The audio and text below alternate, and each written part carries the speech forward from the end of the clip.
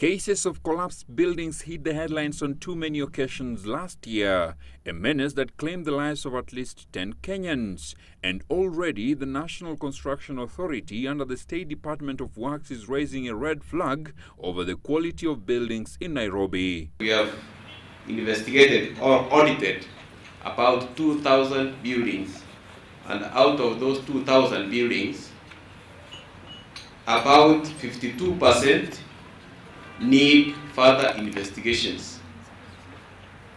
When we say need further investigations, they are not in imminent danger of collapsing very soon.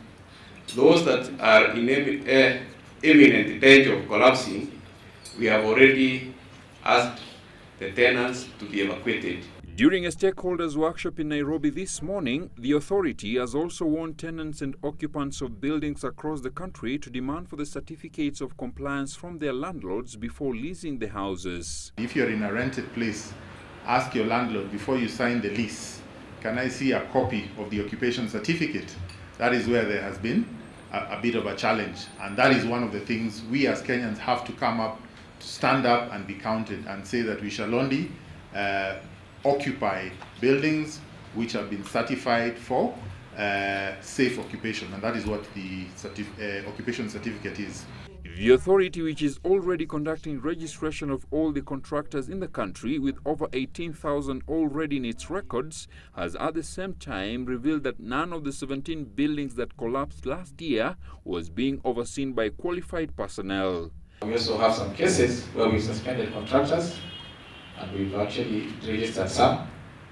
Those who were found to be done unprofessional work. If you do a study of the 17 collapses we were talking about last year, part of the reasons why you found those, most of those structures did not have any compliance is that the contractor on those sites was not registered by the NCA. The authority says it still faces challenges in funding. According to our plan, which you have before you, 5-year plan, we need 28 billion shillings in 5 years to execute our strategic plan in front of you. Of course, we'll do with more. The element of dealing with corrupt officials is still there. It is an enigma we're still fighting. That is why we still have the EACC within the country, because it has been identified within this country that corruption still does exist, and it is one of the vices that we're fighting. Property developers have also been cautioned against persons who have branded vehicles with the National Construction Authority logo by demanding full identification and soon-to-be-launched application to curb the fraud that has since been reported in Ruiru area.